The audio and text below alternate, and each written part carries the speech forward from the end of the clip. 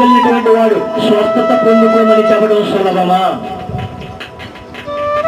ఎవరికైనా సాధ్యమా అని రెండు ప్రశ్నలు వేశారు.